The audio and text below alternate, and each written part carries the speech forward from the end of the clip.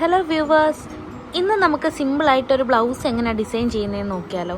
ഇത് ഞാൻ പോളിക്കോട്ടിൻ്റെ മെറ്റീരിയൽ വെച്ചിട്ട് പ്ലെയിൻ ആയിട്ട് തയ്ച്ചെടുത്തൊരു ബ്ലൗസാണ്. അതിൻ്റെ സ്ലീവിലെ ഈ പോർഷൻസിൽ മാത്രം ചെറുതായിട്ടൊന്ന് വർക്ക് ചെയ്തെടുക്കുകയാണ്. ഇത് ഒരു ഗോൾഡൻ കളർ ഒരു സാരിയുടെ കൂട്ടത്തിൽ പെയർ ചെയ്യാൻ വേണ്ടിയിട്ടാണ്, ഒരു കോൺട്രാസ്റ്റ് എന്ന രീതിയിലാണ് ഞാൻ ഈ ബ്ലൗസ് എടുത്തിട്ടുണ്ടായിരുന്നത്. ബ്ലൗസ് സ്റ്റിച്ച് ചെയ്തേക്കുന്ന ബാക്കിൽ ഇങ്ങനെ ഒരു ബോ കൊടുത്തിട്ടുണ്ട്. അതിന് പിന്നെ ഒരു പോട്ട്ലി ബട്ടൺസും കൊടുത്തിട്ടുണ്ട് നെക്കിൻ്റെ പോർഷനിൽ. അത് ബാക്കിൽ മാത്രമാണ് കൊടുത്തേക്കുന്നത്. ബാക്കി ഫുള്ള് പ്ലെയിൻ ആയിട്ട് തന്നെയാണ് ബ്ലൗസ് സ്റ്റിച്ച് ചെയ്തേക്കുന്നത്. അപ്പോൾ ഒരു സ്ലീവിൽ നമ്മൾ വർക്ക് ചെയ്തെടുത്തിട്ടുണ്ട്. സെയിം വർക്ക് നമ്മൾ അടുത്ത സ്ലീവിൽ ചെയ്യുകയാണ്. ഇങ്ങനത്തെ സ്റ്റോൺസ് ആണ് എടുത്തേക്കുന്നത്. 2 ടൈപ്പ് സ്റ്റോൺ മിക്സ് ചെയ്തിട്ടാണ് ഞാൻ ഇന്ന് ചെയ്യുന്നത്. അതിനകത്ത് ആദ്യമേ എടുത്തേക്കുന്നത് ഇങ്ങനെ ഒരു ഗോൾഡൻ ടിൻറ്റ് വരുന്ന ഒരു ഡയമണ്ട് ഷേപ്പ് പോലിരിക്കുന്ന ഒരു സ്റ്റോണാണ്. ഇതൊക്കെ ഒട്ടിച്ചെടുക്കാനായിട്ട് ഇത് കുഞ്ഞ് സ്റ്റോൺ ആയതുകൊണ്ട് കുറച്ച് പാടാണ് നമുക്ക് ഒട്ടിക്കാനായിട്ട്.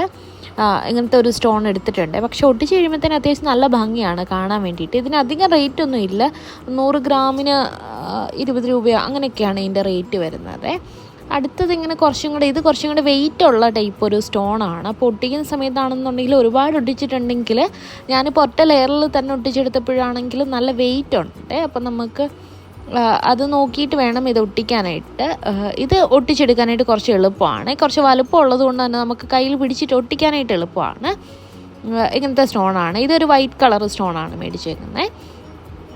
പിന്നെ ഞാൻ കുറച്ച് കട്ട് ബീഡ്സും കൂടെ മേടിച്ചിട്ടുണ്ട്. ഗോൾഡനും പച്ചയും മേടിച്ചിട്ടുണ്ട്. രണ്ടാണ് സാരിയുടെയും ബ്ലൗസിൻ്റെ കളർ മിക്സ് ചെയ്തിട്ട് എന്തെങ്കിലും ചെയ്യാൻ പറ്റുവാണെങ്കിൽ ചെയ്യാമെന്ന് വിചാരിച്ചിട്ടാണ് വാങ്ങിച്ചത്. പക്ഷേ ഇത്രയും 2 സ്റ്റോൺ വെച്ച് തന്നെ ഒട്ടിച്ചപ്പോഴത്തേക്കിനും അത്യാവശ്യം കുഴപ്പമില്ലായിരുന്നു. അതുകൊണ്ട് ഞാൻ വേറെ ഒന്നും ചെയ്തില്ല.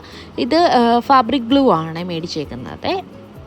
ഇനി നമുക്ക് പതുക്കെ ഒട്ടിച്ച് തുടങ്ങാം. ആദ്യമേ നമ്മുടെ ആ ഒരു ഡയമണ്ട് ഷേപ്പ് പോലെ ഇരിക്കുന്ന സ്റ്റോണില്ലേ, അതിനെ എടുത്തിട്ട് നിരത്തി ഒട്ടിക്കാം. അതായത് അടുപ്പിച്ചടുപ്പിച്ച് നമുക്ക് നിരത്തി ഒട്ടിക്കാം. ഞാൻ ചെയ്യുന്നത് ഒന്നല്ലെങ്കിൽ നിങ്ങൾക്ക് ഫാബ്രിക്കിലേക്ക് ഡയറക്റ്റ് ഗ്ലൂ തേച്ചതിന് ശേഷം പതുക്കെ സ്റ്റോൺസ് എടുത്തിട്ട് അതിലൊട്ടിച്ച് കൊടുക്കാം. എനിക്ക് കുറച്ചും കൂടെ എളുപ്പമായിട്ട് തോന്നിയത് സ്റ്റോൺസിൽ ഗ്ലൂ തേച്ചതിന് ശേഷം പതുക്കെ ഒട്ടിച്ചെടുക്കുന്നതാണ്. കുറച്ച് ഫാനിൻ്റെ ചോട്ടിൽ വെച്ചിട്ട് ചെയ്യുകയാണെന്നുണ്ടെങ്കിൽ പെട്ടെന്ന് ഡ്രൈ ആയി കിട്ടും. അതാകുമ്പോഴത്തേക്കിനും നമുക്ക് മാറ്റി വെക്കണം എന്നൊക്കെ ഉണ്ടെങ്കിൽ എളുപ്പമാണ്. ഡ്രൈ ആയി കഴിഞ്ഞിട്ടുണ്ടെങ്കിൽ അത് കണ്ടോ, ഈ സ്റ്റോൺസ് പതുക്കെ കുറച്ച് ക്ഷമയോടെ ഇരുന്ന് വേണം ഒട്ടിക്കാൻ വേണ്ടിയിട്ട്. അതായത് ഈ ഗ്ലൂ ആ ഫാബ്രിക്കിലാവുന്ന ഓർത്ത് ടെൻഷൻ വേണ്ട. അത് ഉണങ്ങി കഴിയുമ്പോഴത്തേക്കിനും അറിയത്തില്ല അതിൽ ഗ്ലൂ ഉണ്ടെന്നൊന്നും. അത് നന്നായിട്ട് ഡ്രൈ ആയി പൊയ്ക്കോളുവേ.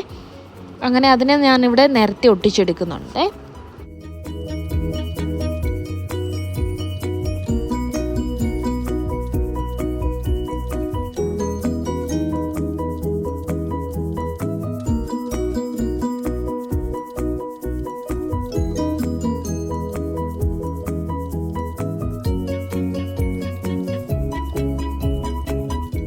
ആ സ്റ്റോൺസ് മാത്രം ഒട്ടിച്ചെടുക്കുമ്പോഴത്തേനും നമ്മുടെ ഒരു ഫൈനൽ ലുക്ക് ഇങ്ങനെയാണ് വരുന്നത്. ഇങ്ങനെ വേണമെന്നുണ്ടെങ്കിൽ നമുക്ക് ഈ ഡിസൈൻ സ്റ്റോപ്പ് ചെയ്യാം.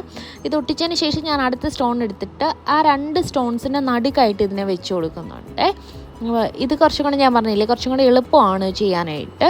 അതിൻ്റെ സെൻട്രലായിട്ട് അതിനെ പ്ലേസ് ചെയ്യുന്നുണ്ട്. അങ്ങനെ ആ ലെയർ ഫുള്ള് അതങ്ങനെ നമുക്ക് ചെയ്തെടുക്കാമേ.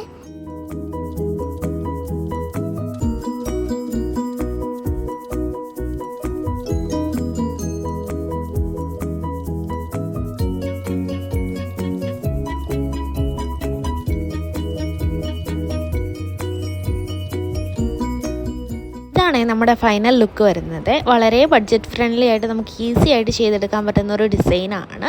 അത്യാവശ്യം ഒരു റിച്ച് ലുക്കൊക്കെ കിട്ടുന്ന ഒരു ഡിസൈനാണ്. അപ്പോൾ പറ്റുന്നവരൊക്കെ ട്രൈ ചെയ്ത് നോക്കുക കേട്ടോ.